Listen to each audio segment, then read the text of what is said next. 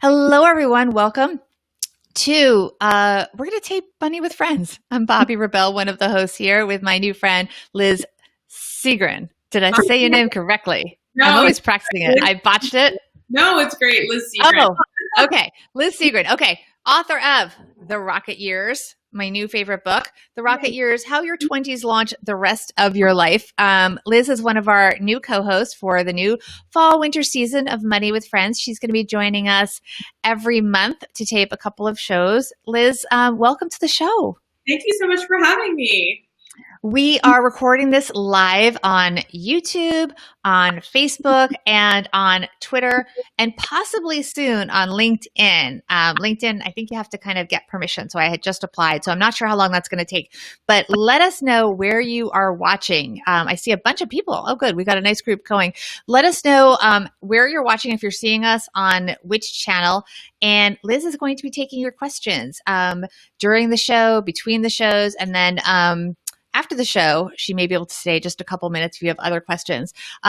Liz, as I mentioned, is the author of The Rocket Year. She's also a top-notch journalist now with Fast Company, but you write for some other publications as well. Tell us more, Liz. Yes. So actually, I have a very interesting and eclectic history. I got a PhD in classical Indian love poetry. Really mainstream, actually not at all. And so I had to pivot and think about what else I wanted to do with my life. And I write a lot about this in my new book. It's a common thing that happens. A lot of people start out in life with one dream and have to pivot to another. And the thing that I pivoted to was journalism. And so now for the past 7 years, actually, I have been a writer at this business publication called Fast Company. I think you will all love it. You should all check it out. Where I write about design and fashion. But I have written for many other publications, including The Atlantic, The Nation, Foreign Policy, a lot of different publications. But yeah, and now I'm the author of this new book, which is about the big decisions that we make in our 20s. And I think it's a book that's very relevant, obviously, to people who are in their 20s now and are trying to work their way through this crazy, disruptive period. But I think it's also valuable for people who are not in their 20s, like myself. I wrote the book in a lot of ways to sort of make sense of my own journey through the last, decade of my life. And so anybody who's out there and is thinking about, trying to make sense of the decisions that they've made and trying to plot their course into the future, this is a book for you. And thank you, Sandy. You can call me Dr. Seagren if you would like, but I also go by Liz. So any one of those names works. That's awesome. I switched screens because you guys get to see the behind the scenes here. I was actually making sure that we had our backup audio recording so I don't get in trouble with the team after the fact. You're hugely accomplished educationally, and that's one of the reasons why you're so interested in what's going on at colleges these days. So a quick preview in our the first show of two that we're going to record today, we're going to be talking about whether or not there's going to be long-term consequences for especially the freshmen, but really all the young people or of any age that are in college these days and getting a very different experience. And then the second story we're going to talk about is about relationships and COVID and the cost of all that. Liz, who is that there? Let's see. Tyson is asking, what is the name of your latest book? It's called The Rocket Years, How Your 20s Launch the Rest of Your Life.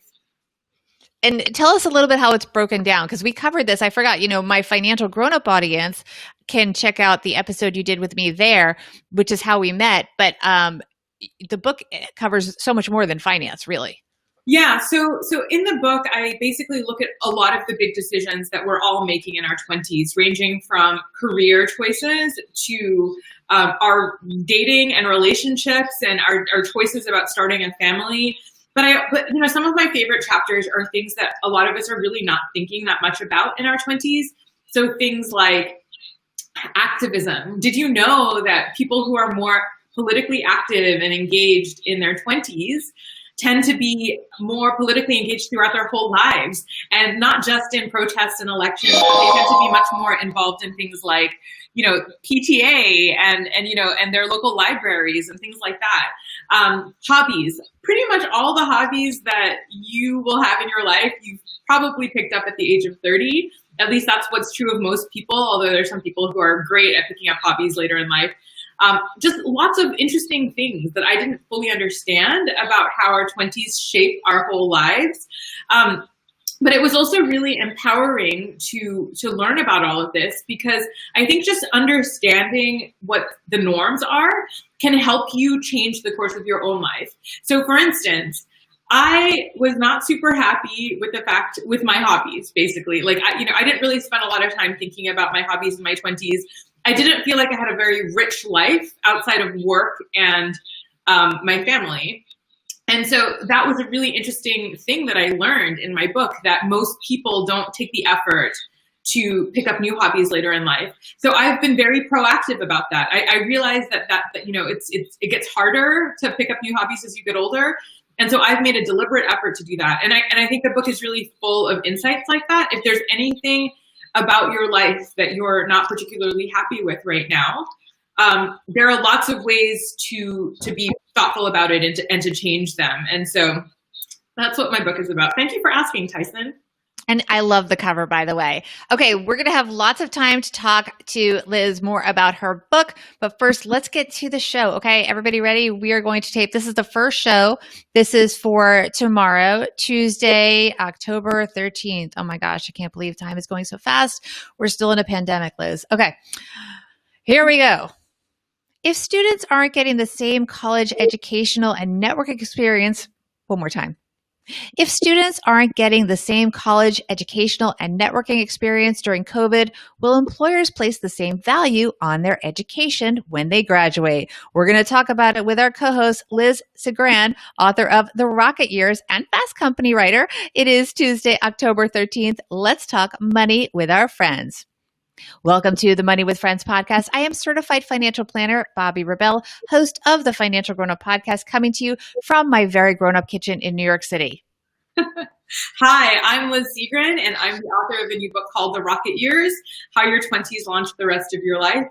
And I'm also a staff writer at Fast Company. But really, for this conversation, I think I'm going to be drawing from the research that I did for my book, because I have spent a lot of time thinking about how the decisions we make in our 20s play out in the decades to come.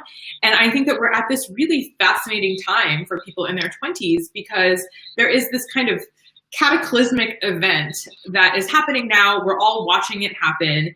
And the question is, what are the ripple effects going to be across an entire lifetime? I think that's a really fascinating question. And by the way, you're coming to us from just outside Boston. I'm coming to you from right outside Boston. I have a PhD. I was thinking about becoming a professor, so I'm very thoughtful. I think a lot about young people in colleges, and my husband is actually a professor at Harvard, which is why we're here in Boston. And so this is definitely something I'm very passionate about. Hold that thought. Let me get through the rest of the intro here. On Money with Friends, we talk about the latest personal finance headlines and the insights and wisdom of our fantastic cast of thought leaders, including Liz. We mix in questions and comments from our money friends and leave you with a takeaway to make it your own. And by the way, I am so excited. I am speaking at this year's Mamas Talk Money Summit. The summit is a 5-day virtual event, over 40 speakers. It started on Monday. It goes through this Friday. All women and moms, all ready to help you guys feel more confident with your money and reach your goals. Also, if you just love moms, you can be part of this too. If you have moms that you care about and you want to help them learn about money, go to moneywithfriendspodcast.com/Mamas Talk Money for your free ticket, and you will get access to any sessions that you missed if you sign up this week while it is going on. Liz, you are brimming with accomplishment. Our audience here live on Facebook and YouTube and Twitter is in awe of you. We're starting a little bit later than we expected because they already had questions asking about your book. And of course, we can now call you Dr. Liz. We now know because you're a PhD. So welcome to the show. Thank you so much. As we mentioned, you've got this book. Tell us quickly about the book because we want some context before we get into our story for the day. It's called The Rocket Years, How Your 20s Launch the Rest of Your Life. So basically, when I entered my early 30s, I woke up one day and realized that so many pieces of my life had fallen into place. I'd recently gotten married. I had a new child. I had finally found a job that I loved.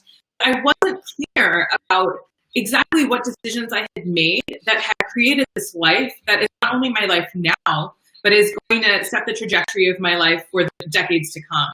And so I really wanted to investigate this question. So I spent 2 years looking at the big decisions that we make in our 20s, ranging from careers to decisions about love and starting a family to just, a lot of different things that a lot of us are not necessarily thinking about, like our activism, our hobbies, our faith, our fitness habits. And I put all of that into this book that I have to offer you all now. Which I love. I love this book. I heard about you through the grapevine. I had you on Financial Grownup. Now I'm so happy you're part of our team for this current season.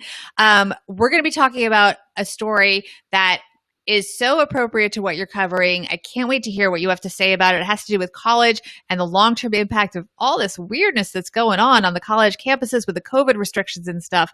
This is not your average freshman experience. But first, let's see which one of our friends is going to lead us into today's headline.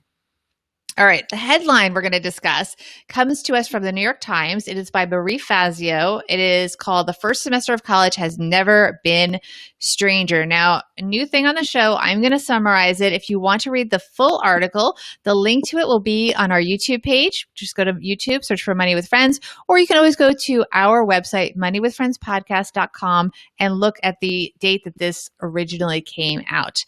The article talks about the fact that the pandemic has made it harder to meet people. Classes and clubs, of course, moved online. Students are eating alone. The piece also talks about that, a lot of the social aspect, even in person, is not opportunities to connect with peers because they're masked and they're 6 feet away. So the question is, they're not getting this networking. And that is a big part of the on-campus experience that is not being replaced. There's been this rhetoric going on, Liz, and we've talked about this, about how, we're seeing that maybe colleges, could just all go online and the skills can be taught through Zoom. Why have this whole infrastructure and everybody's living on campus? You have some very strong opinions here. Yeah, it's true that college and universities in general, especially in the United States, are built on an infrastructure that is not very wise and that is actually kind of crumbling, right? There's this whole system where students are paying astronomical amounts of money and they're spending this time in college living in these like beautiful campuses, and then there's a tenure system where there are some professors who are kept on staff essentially until they decide to retire or they pass away, which is a very expensive proposition. And then there are lots of poorly paid grad students and adjuncts who are basically keeping the education going. So it was not a smart system to begin with, right? And so I think that this crisis is kind of exposing how financially unsound university was in general. And I think that there are things that are going to come out of this that will hopefully make college better and more sound as a business model. But that said, I don't think that the answer is to digitize everything, because I think that what is clear is that a lot of what people learn about in college comes from conversations that they're having with one another, with other smart young people, with teachers in classrooms. A lot of the best insights that they're getting come from this sort of serendipitous things that cannot be planned, right? And so I just think that, we're learning right now in real time that completely digitizing it is not the answer. And so I think that the question now is, how these students are going to have to be resilient and bounce back and make the best of the experience that they have so that they leave college with something to really offer their employers, in a few years from now. I think that is really what it's coming down to. The question that we pose, though, is will this experience and the fact that they're not having the networking that you usually have, how will that impact their opportunities when they graduate school? Yeah.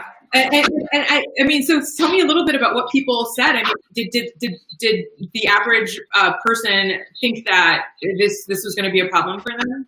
So we did ask on our Instagram, we asked our money friends at Money Friends Pod, everyone should be subscribing to our Instagram polls. Will today's freshmen be at a disadvantage when they graduate? And the options were, I'm gonna put it to you to guess what they said, Liz. No difference, or that there will be a disadvantage. How many people said there'll be a disadvantage? They will be at a disadvantage.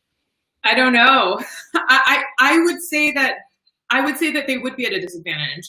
Is that not what most people thought?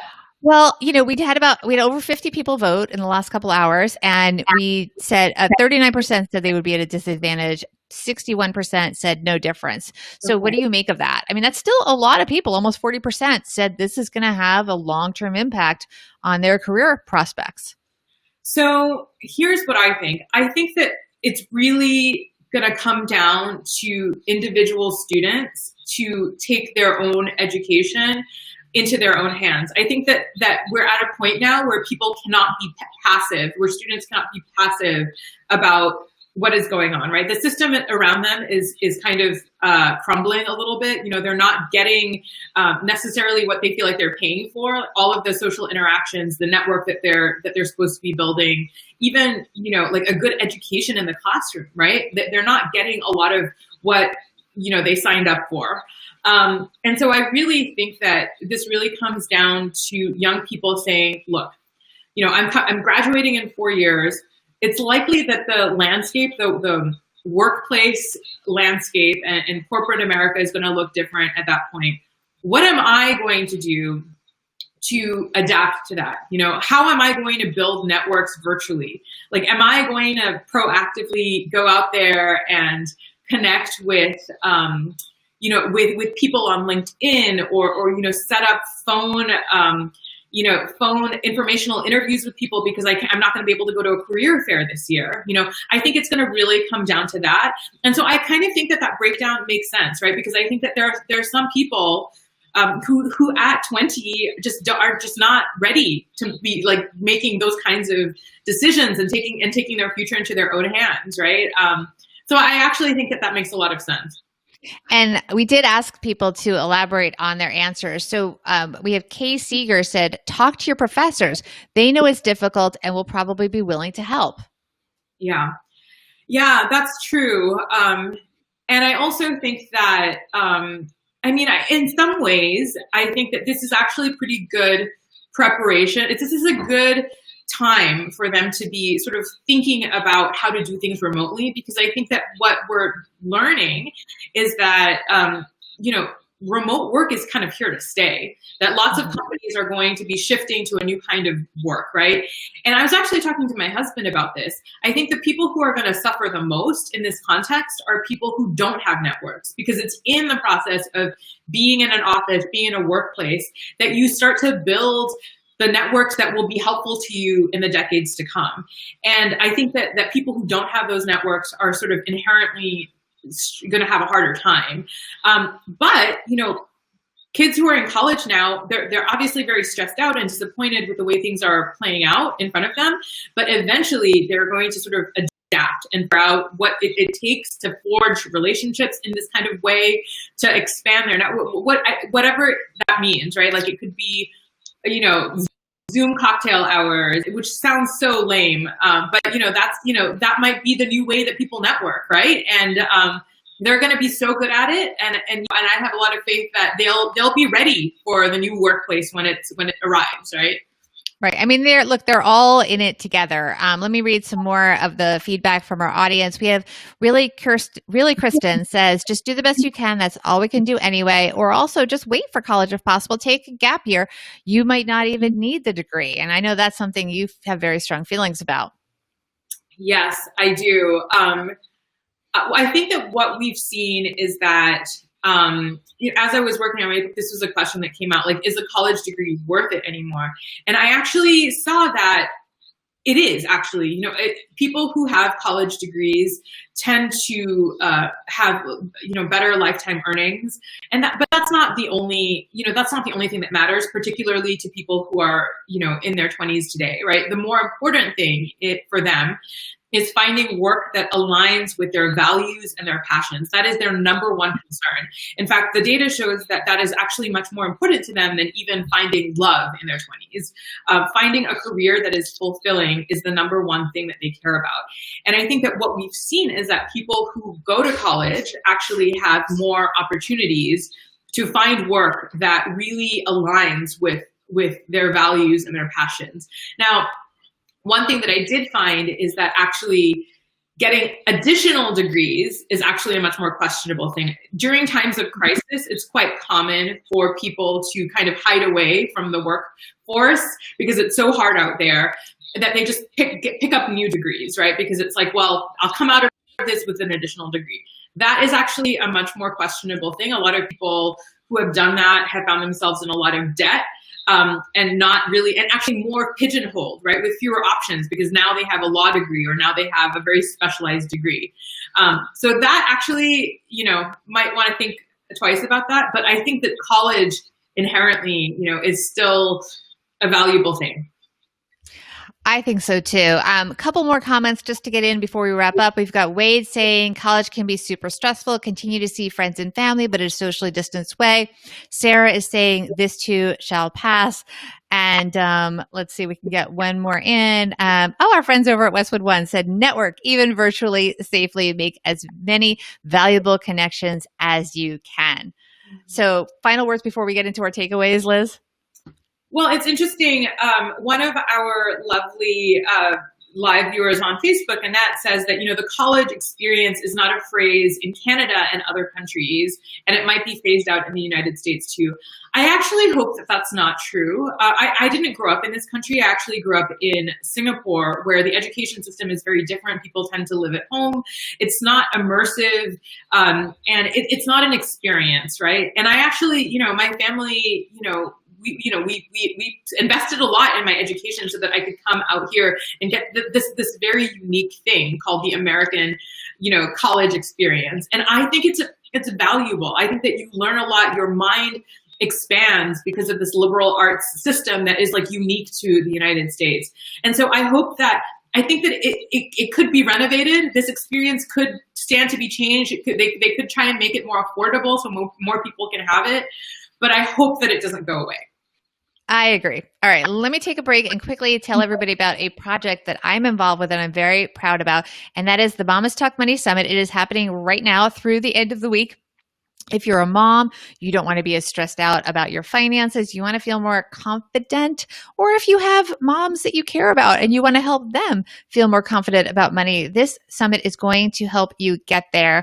Yes, even in 2020. There are over 30 sessions with amazing women from personal finance, career, business experts. People like Glennon Doyle are there, Claire Wasserman from Ladies Get Paid, and I am there as well. I will be there on Thursday. The content is about creating, a thriving mindset. You've got, things like budgeting and investing and building wealth, careership, entrepreneurship, and teaching your kids to be financial rock stars. There's also live Q&A with the speakers. As I said, I'll be doing that on Thursday.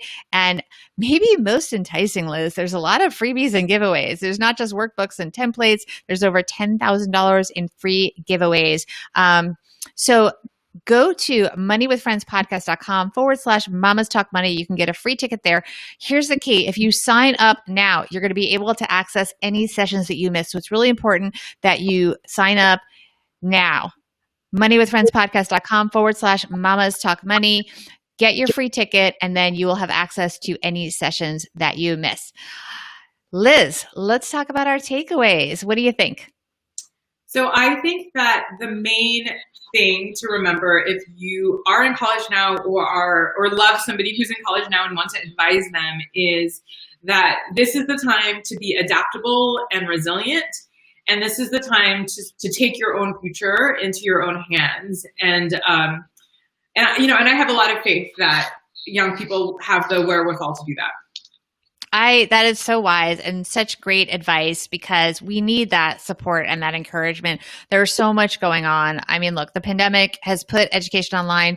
many people have in turn questioned the value of that college lifestyle that you were talking about, Liz, and they've advocated for just these skill-driven courses. And of course, that there are some people for whom that is right. And sometimes people don't have the choice because of finances. But I do hope that colleges can find a creative way to make sure their students aren't left behind their older peers. And as you point out, Liz, to also maybe use this as an opportunity to rethink their approach to education and to do the fine tuning that is long overdue. Before we let you go, I know you're going to be back tomorrow with another show. Tell us how people can get in touch with you and, of course, get their hands on the Rocket Years, how your 20s launch the rest of your life. So you can follow me on all the socials. I go by Liz Seagren on Instagram, on Twitter, and definitely, if you're interested in my book, definitely pick it up. The easiest way to get it right now is on Amazon. So search for The Rocket Years by Elizabeth Seagren. I would love for you to go to your local independent bookstore to pick it up if you can, but if not, Amazon is there and delivering. Awesome. Thank you so much, Liz. I will be back with Liz tomorrow. We're going to be talking about relationships and the cost of when things don't work out because of the coronavirus. We have some really, oh my gosh, statistics that will surprise you and some great advice about how you can keep it together and move forward and get through this together. So join us tomorrow. Oh, and I forgot. Don't forget to follow all of us. Liz is at Liz Segran, LizSegran. We are at Money Friends Pod on Instagram and on Twitter, and we'll see you guys tomorrow. Bye. Bye.